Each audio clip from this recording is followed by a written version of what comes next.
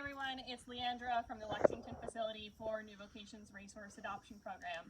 First things first, we'll do a little housekeeping. We're trying a new microphone setup, so if you guys at any point cannot hear me, please just drop a line in the comments box and hopefully then Dom will see it and tell me, and we'll make some adjustments as necessary. For today, for our Trainer Tip Tuesday, every week we bring you something a little bit different, and we've listened to quite a bit of feedback from you guys, and we wanted to practice something that we don't actually normally do here in our program because just with the length of time that we have them here, but we're going to practice loading them and taking them off the trailer today because we've heard a lot of feedback about people being anxious about trailing their horses and having those experiences. So we just wanted to go over a few tips, and like I mentioned, we're not usually trailering them off property because they're here generally for around 40 to 60 days, just a short amount of time. But we do have to load them up onto either the adopter's trailer or the commercial transport trailer when the horses leave our facility, and we're taking them off the trailer when they come here. So we get to see both sides of it, and we want to help you guys moving forward with how to address any issues that might come up. So first things first, put yourself in the horse's mindset. So we might think of the trailer as, say you have this lovely trailer and you know it's safe and you know it's clean and you know that it is a perfectly fine space for a horse, but put yourself in their shoes. This right here, it's a perfectly nice trailer, but you could kind of relate like sticking a horse on a trailer. Maybe talk a little louder. Okay, let me see here. Can you press the volume actually on the side, and we'll see if that can... Yeah, it's all the way to the top now. All right, let's try it. I'll talk louder as well, and then just tell me if I'm screaming at you now. But, so, put yourself in their shoes. Going in a trailer, which might be a dark space like this, maybe it rocks when you stand on it, it doesn't have any buddies on it a lot of the times if they're just going on somebody's personal trailer, if there aren't any other horses on there. So it might kind of feel to them like they're being kidnapped. They're being put on a trailer, taken away with no friends, dark space, they don't know where they're going, they've never been in it before. It can definitely be scary. Let's also think about how the horses think. So they are, historically speaking, they're prey animals. So they have that instinct of flight in them. So they don't want to leave safety. Unlike dogs will leave they'll leave safety to get food. Horses will leave food to get safety. Their inclination is for safety. Even though dogs can have their packs, they will stray from the pack to go get food and help themselves. Horses can forage by themselves, but they're going to run away if they think they're in harm's way or if their safety is threatened. So their primary concern is safety. That's simply how they're wired. So we're now putting them potentially in a space where they don't intrinsically feel safe and they don't have buddies there. That can be pretty scary. So let's bring our first victim in. This is actually my horse Gozer, who's a graduate from our program. He's the one who caught my heart. So Gozer's here. First things first, make sure if you can have a buddy. That really helps, especially if you're trying to rewire any sort of nervousness or any behavior that they're scared of. You can go ahead and let him smell the trailer because that's a great instinct. Allie, if you can grab the door, we're going to open up the side doors on this trailer, open up the light, make it a lighter space so he feels like he can see what's going on.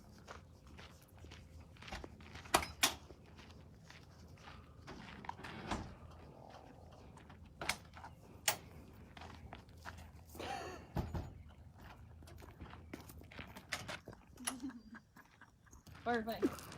Alright, so now you can see maybe in the trailer it's lighter. You can see everything that's going on. It's just going to be a more inviting space. So set yourself up for success here. Make sure it looks as inviting as possible. This is a straight load trailer, so it has the butt bars. I'm going to drop down this butt bar. You might also notice Gozer here goes right for my gold fanny pack right here. Now he is trained at this point in conditioned learning. He knows this is where I will hide the treats if we're working on something. So let's bring an element of familiarity to this. I'm gonna give him a treat. Let's try to just get him relaxed, because if you've watched any of these before, or maybe you just know, a horse is going to do its best when it's relaxed. If you're you're forcing a horse to do something, you're probably not going to get a good partnership from them. So we're going to try to make this as stress-free as it possibly can, and to make what we're asking them to do super clear, super inviting, if at all possible. So let's start this off. Let's see. Thank you, Julie. So Gozer had an experience before where he got onto the trailer fine. He really loves grass too, so you know he's food motivated. He got onto the trailer, he didn't see me come in the other side, and he panicked, and he was thrashing around in there. That is something that you have to acknowledge as a horse person, that their response is for flight. So he got nervous, his reaction is to get away from that space and go to safety, but if he's tied, then he can't get away. He's in a trailer, where is he gonna go? So we have to, when they panic, learn how to break the panic, but then recondition them, hopefully work with them a little bit more so that we can reinforce as much of the comfort response as possible so that he knows that he's okay. But when they have those moments, your job is to just bring comfort to it, stop the panic, and sometimes that's all you can do. But so anyway, I wanted to work with Gozer, and we've worked on this to hopefully alleviate some of the anxiety he had from that moment when he panicked on the trailer. So let's give it a shot. Good job, buddy. So, and let me know if you're having a hard time hearing in here. This is where it might get a little tricky, so let me know if you can't hear anything. So Gozer will put his front legs on the trailer. Oh, we did it! That was pretty easy. Yay!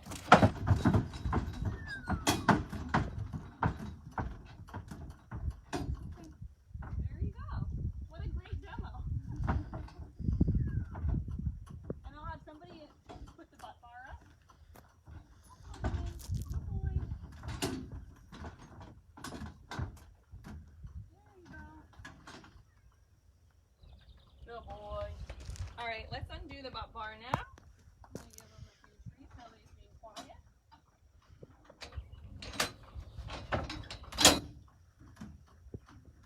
Boy. And we'll back up.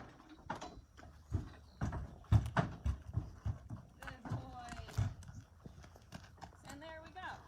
So even with Gozer, where I've practiced with him, we've been through this before, he still had that moment where he got on, it shook, and he said, holy cow, this is scary.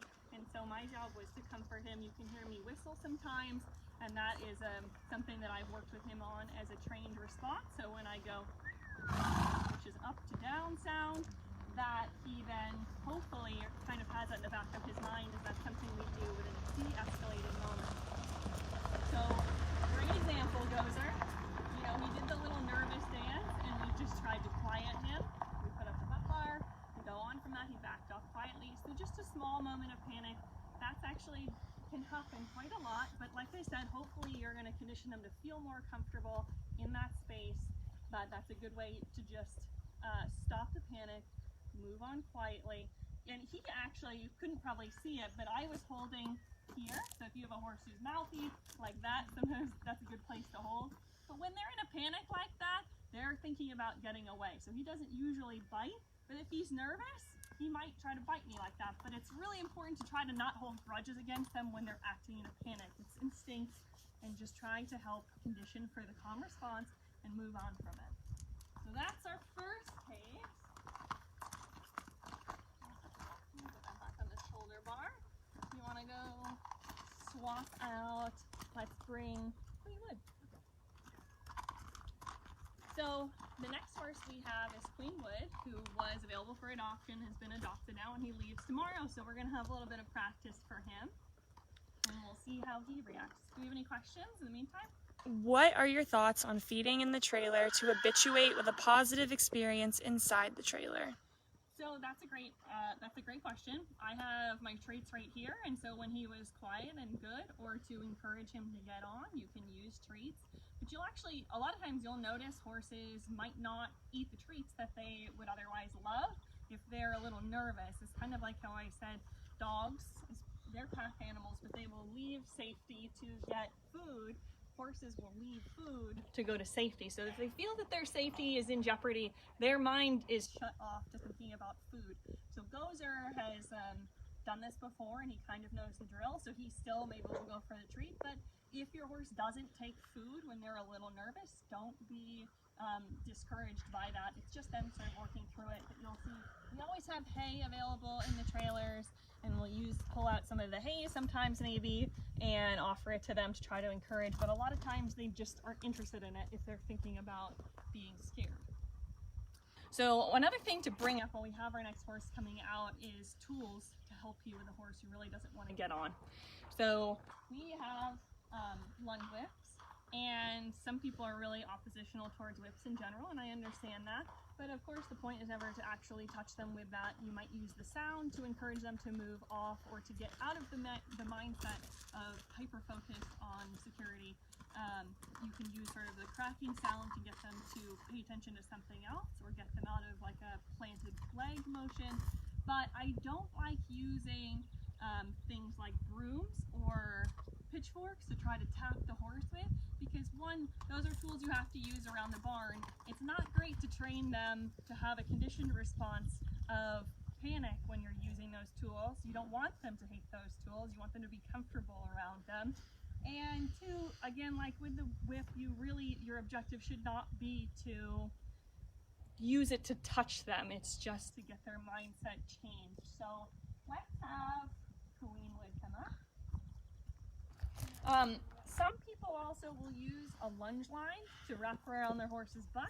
I really don't like doing that. I've seen a lot of bad scenarios, times when that has not worked out very well. And there's a way that it can be used as a helpful tool, but a lot of times if they're panicking or if the timing is wrong, then you can have a lot of cord that can get wrapped up in legs if they choose to sit back on it. Some people might remember I've said you cannot get a horse to relax if they're bracing. So if they're going to sit back on it, you're not going to get them to move off of it, and that's the point. Maybe if you are pulsing kind of on it, on and off, and trying to get them to move off, then maybe that can work for you, but there are just so many different ways it can go wrong that that's never our default here. We don't do it here, and we've never not had a horse get on. So let's go to Queen Wood. Let's see what he thinks. So Allie, why don't you actually try watching him on? Season Pro. There we go. So I whistle now to kind of announce myself as being here. It's not uncommon if a horse doesn't realize what you're doing, or if you're there, they might kick in response just because they don't know what's going on. Voila. And are you ready? Ready. And bars down.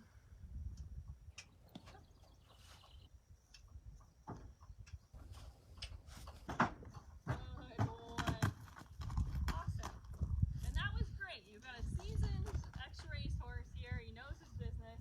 Let's swap him out then for Seashore. Is that what we're going to do? And that's great news then for Catherine, who's adopting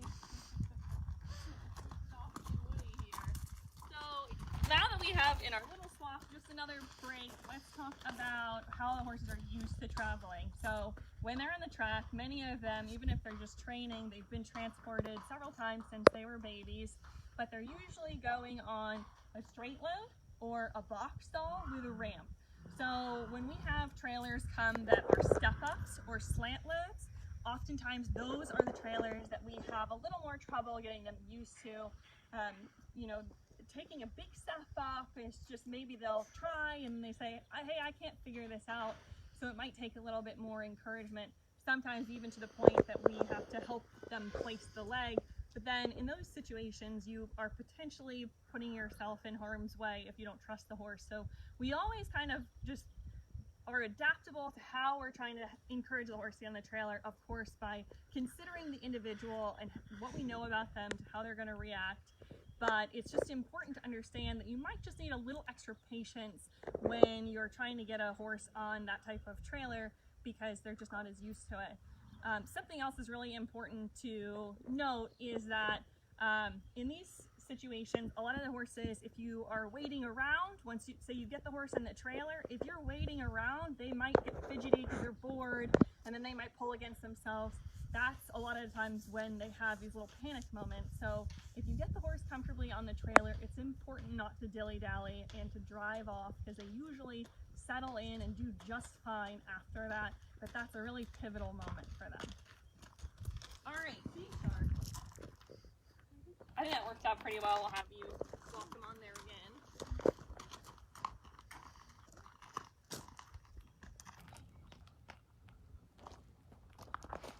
Rambo's also chaperoning from the side here.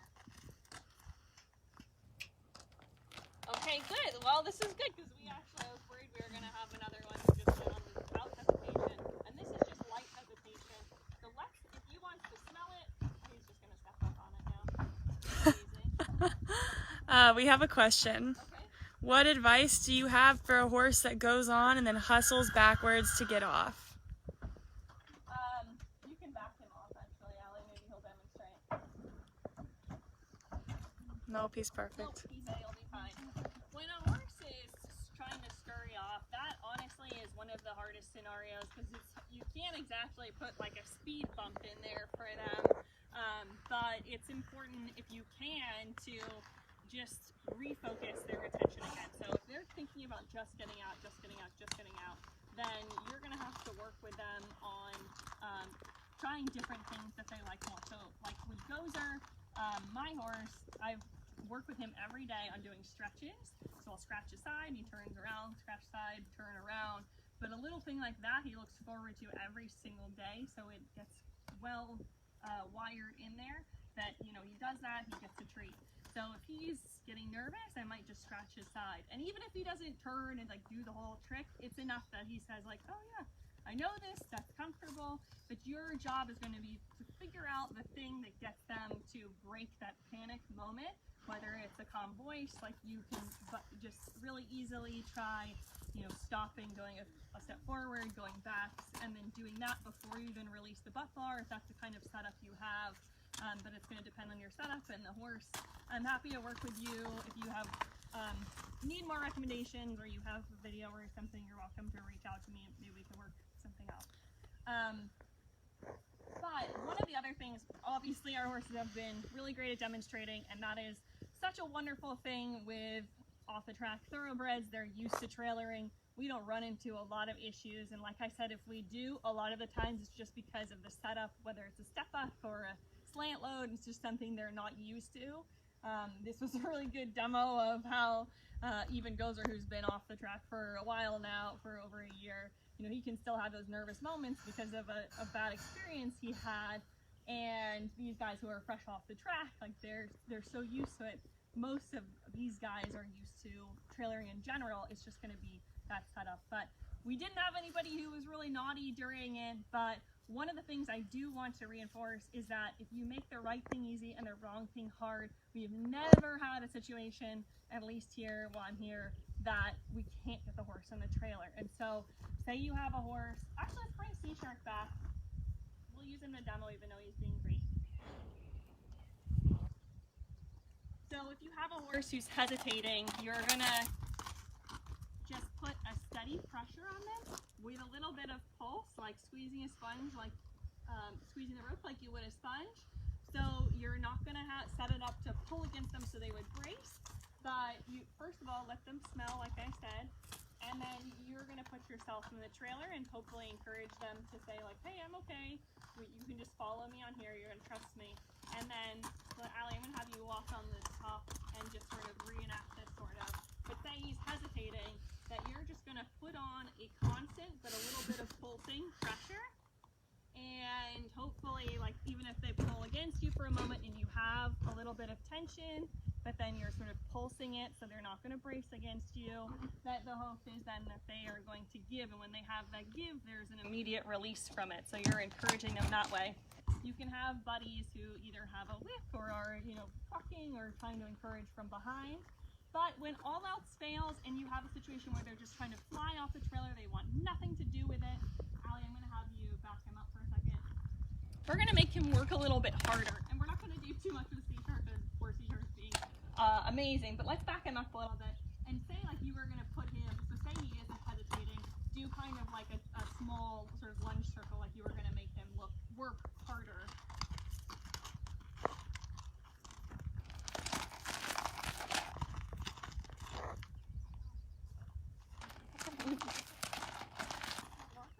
He said, I want to be best friends with you though. So stand in the middle of the circle and kind of like have, he's like, I just love you though, Allie. I don't want to go anywhere separate from you. So the objective in this is you're making the right thing easy again, and the right thing in this case is getting on the trailer, and the wrong thing hard. So say you have a horse who's being really naughty, doesn't want to get on, you're going to do kind of what Allie's doing, swing the lead rope and hopefully get them to sort of go around you. And if they're being bad, they're usually more energetic. Like C-Shark doesn't really mind anything that's going on right now, so he's not thinking about it. But just like this, so if they want to step back from the trailer, then you make sure that they're working harder while they're doing that. And then, so say you put them in a couple of circles and they're saying, oh, okay, this is hard. Then let's have you walk up. You present them with the opportunity to do the, quote unquote, right thing. And if they still don't want to go on, you can get off and put them in a couple of tight circles. So you're setting up the dichotomy of, hey, this is hard work when you're out here. But if you're willing to even have any sort of forward motion towards the trailer, that's all we're going to ask of you. It's going to be really easy. So here's the hard scenario. You're going to have to work harder. But then when you're pointed towards the trailer, or if you're making forward steps towards the trailer, that's all we're asking of you. It's super laid back. We're just going to encourage you, even a half a step forward, lots of encouragement. If they'll take treats, you can give it to them. But you want to make sure that your ask is super, super clear, because if it's muddled and they don't understand, you are much less likely to get any progress when they're just scared. You want to make this really clear. So you're setting up a scenario for comfort and relaxation in being in the trailer, and outside of the trailer is they're just going to have to work harder for it. But try to be as patient as possible. Like we said, every horse is an individual. If you have any questions and you're not watching this live, please feel free to type them in the comments box and we'll try to get back to them. But that's our really relatively quick 101 on trailer loading. Fortunately, we have such good horses for demo right now. We weren't able to show you anything really tricky, but hopefully those tips will help you in the future if you're having trouble with your horses. Check out our website, horseadoption.com. You can see under the horses tab that we have some of these wonderful OTGBs who are totally used to trailering and don't mind this at all right now. But you can see some of the guys who are available to adopt now. We update it all the time. And please tune back in tomorrow when we have our virtual tour at 1 p.m. Eastern Time. You'll get a little walk around. I think they're covering the rehab barn tomorrow, so tune back in. We'll have more videos for you. If you have recommendations about future videos, type it in, give us your feedback, and thank you so much for joining.